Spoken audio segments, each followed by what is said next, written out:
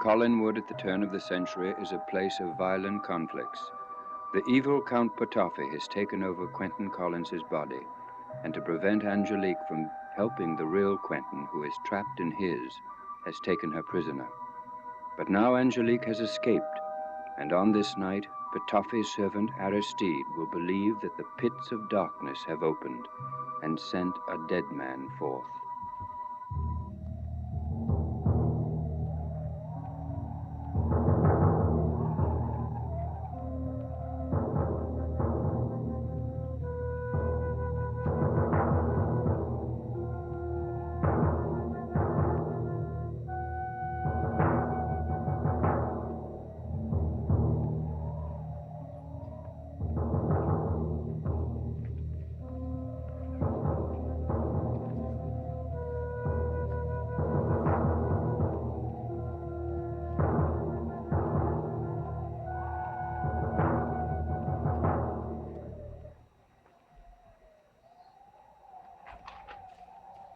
Something?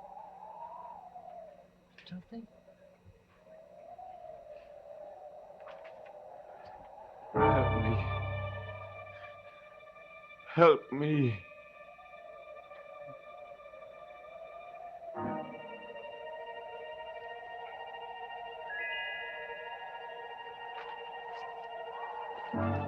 No.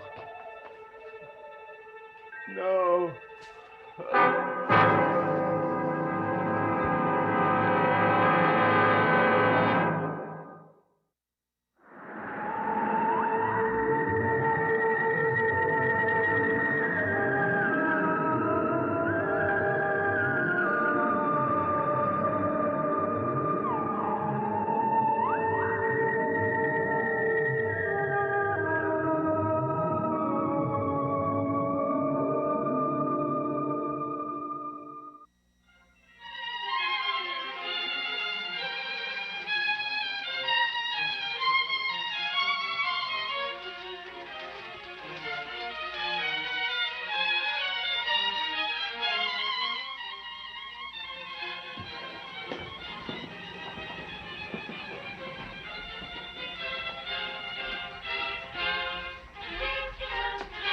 Well, you're still up, I hear. How's Kitty? She remembers nothing that happened here when you returned. The first thing she remembers is lying on her bed and crying, an overwhelming sense of loss. Oh? Why did this have to happen again? What makes it happen? I may have the answer. What are you talking about? What have you got there?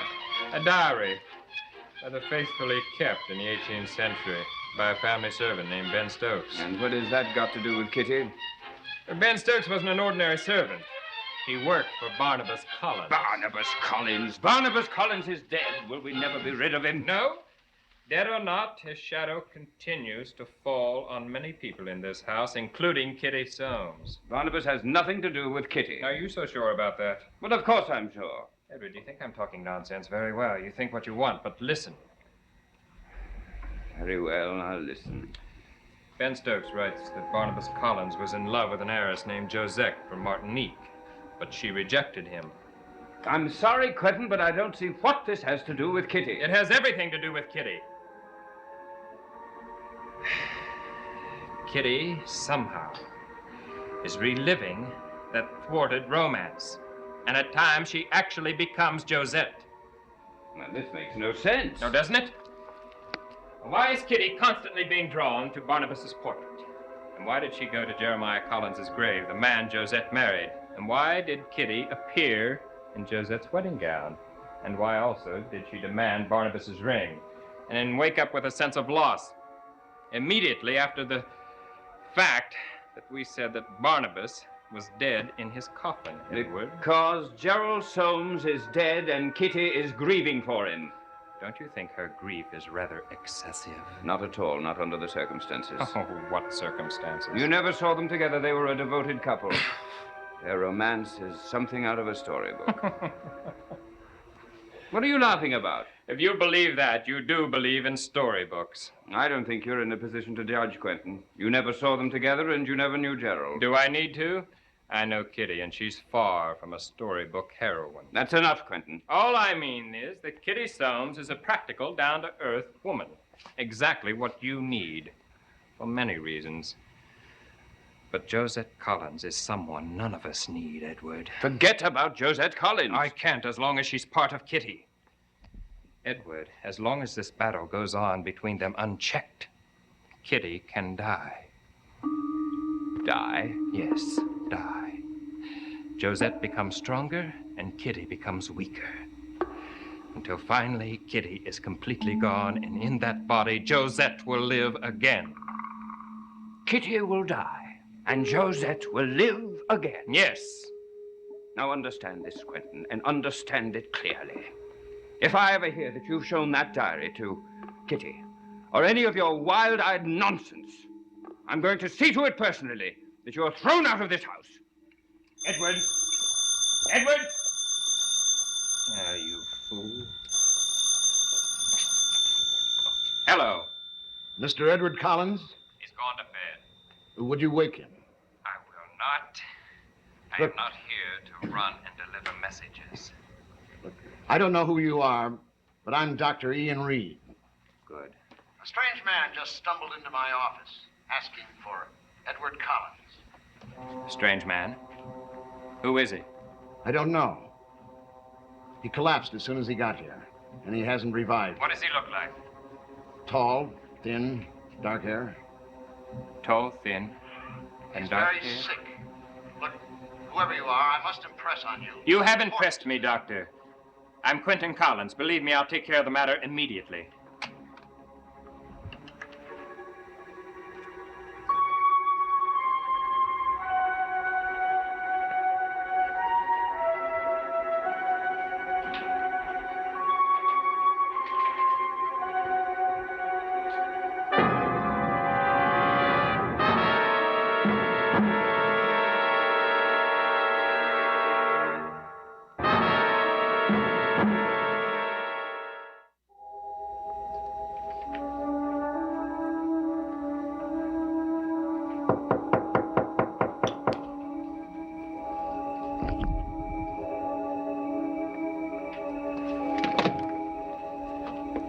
Where is Edward Collins? I told you that I would take care of the matter. Where is he?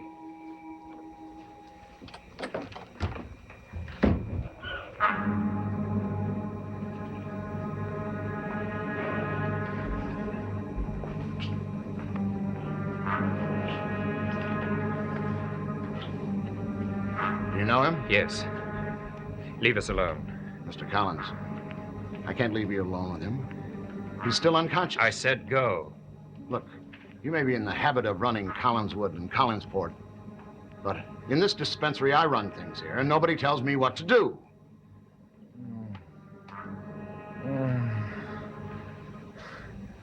Where am I? You're in my office. You're perfectly safe.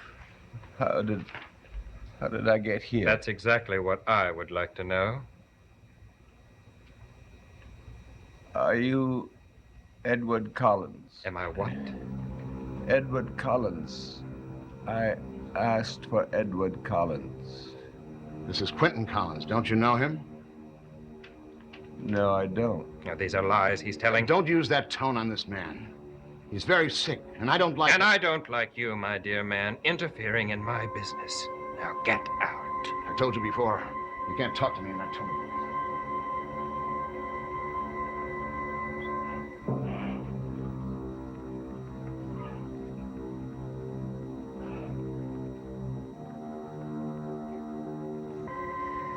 Now he's out of the room. You can open your eyes. Now, I don't know what you did or how you did it. It doesn't matter. Because I'm going to kill you. Mr. Collins, drop that gun. Dr. Reed, I don't think you realize what's going on I said here. drop that gun.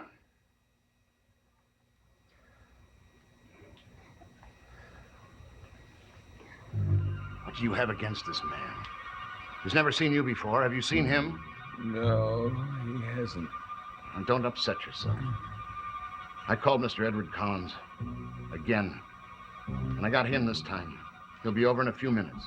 In the meantime, you're quite safe here. If he tries to harm you again, he'll have to shoot me first.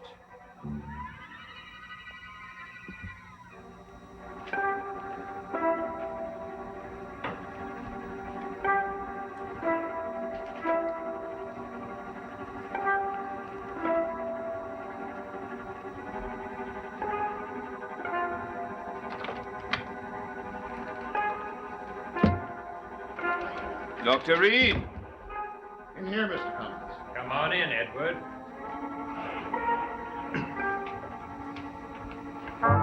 No, it can't be. Who is this man? What is it there about him that makes you all so peculiar? He's a distant relative of ours, one we didn't expect to see again. Could we be alone with him, please?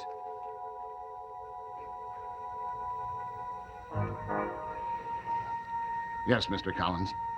I think I can trust you.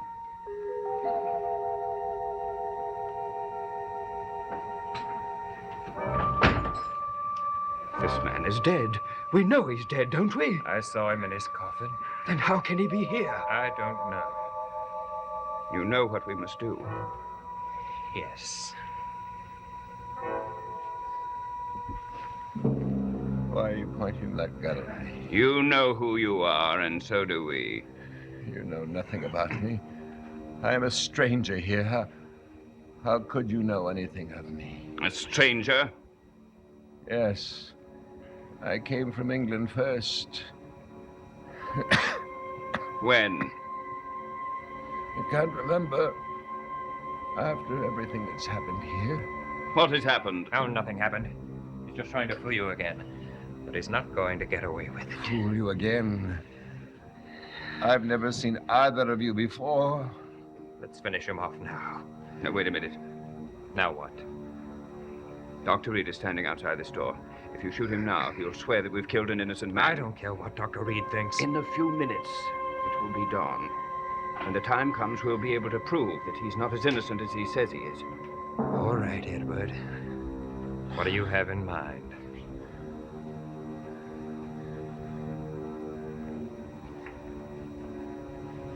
In a few minutes, it will be dawn.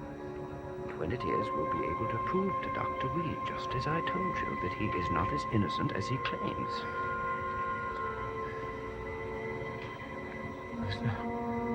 I am innocent. I tell you. You don't have to tell us anything now. But in a few minutes, you may have a good deal to explain. If you're still alive when dawn comes.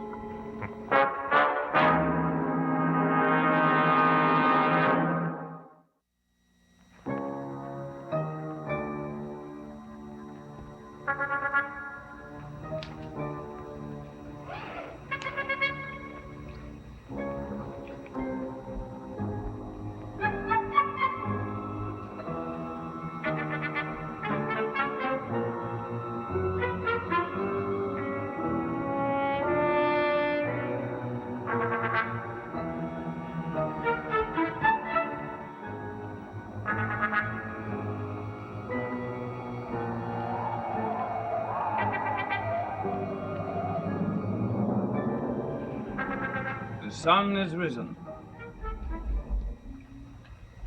Oh, thank God. Why?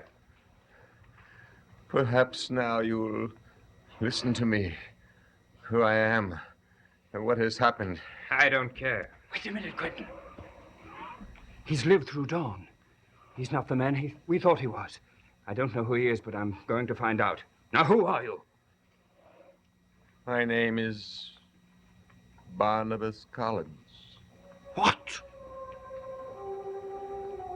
It's an old family name. My ancestors came from Collinsport, so I came here. Came from where? From England at first. And then in Boston, in a newspaper, I read about Edward and Judith and Quentin Collins. So I came here. I don't believe him. Now be quiet. Let the man speak. I would rather not. What do you mean?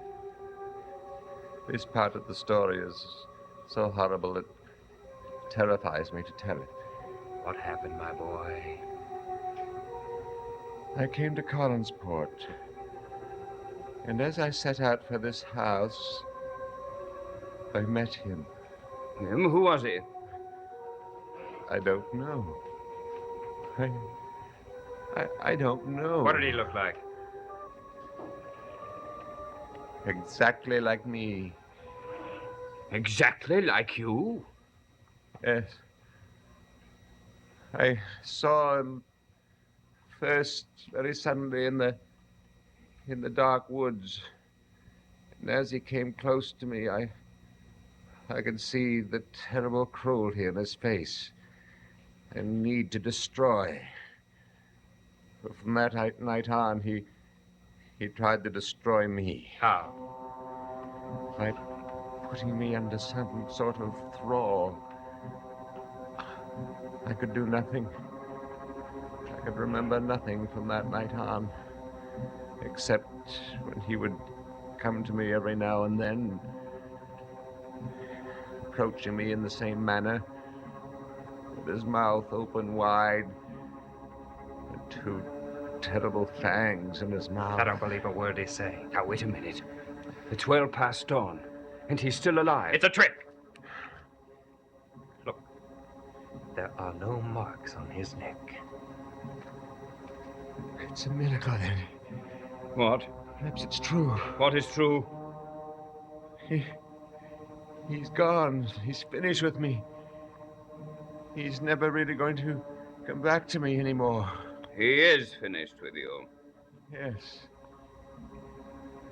How do you know? He's dead. Dead? Yes, dead. Edward, wait a minute. Come here, you fool. Now, what are you doing telling me that the creature's dead? Do you know what that means? That you actually believe that he's the vampire's victim and not the vampire. Well, I don't. Incredible as it sounds, it could have happened. And if it didn't, and if he's lying, what then, Edward? What then? You're right, Quentin. I've been ready to accept him too easily. All right. Let me finish him off right now. No, not quite yet. There is one way that we can test him. One more way. We can give him... It'll take more than words, though, for him to prove it. What do you mean? We can go to the cave where Barnabas Collins's coffin is, the three of us together, and we will look in the coffin. No. What do you mean, no? But I went to the cave, I saw the body. I brought you the ring, Edward. Yes, but you were there before this man went to Dr. Reed. I think we must look another time now. I think he's too weak to go to the cave. Nevertheless, we must take him anyway. Now get up.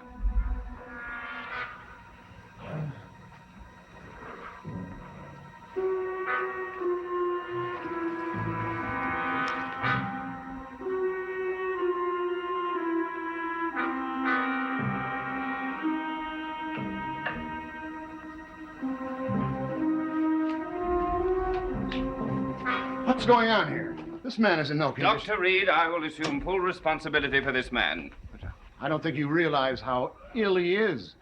He may not live through what you have in mind for You're him. quite right. He may not. Are you willing to come with us? Yes, I'm willing. Very well. No matter what happens, I'm no longer responsible. I'm finished with this whole peculiar business and well rid of it.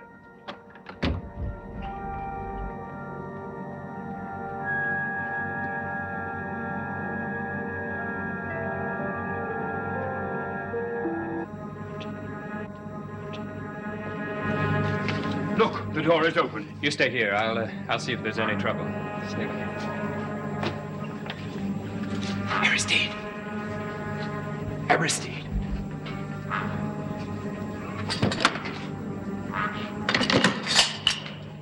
What's going on? What have you found? Nothing. Absolutely nothing. Except that. His story was pathetic, but you're right. I accepted it too easily. Put that gun to his heart.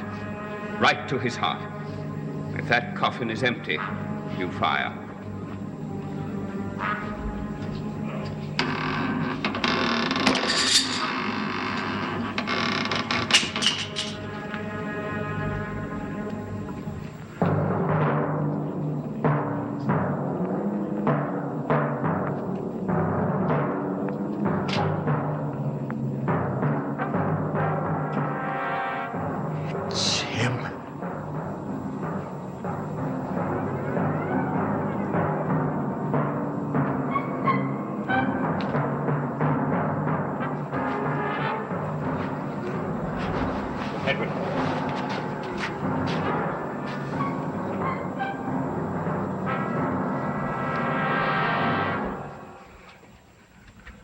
Oh, God, what's going on here?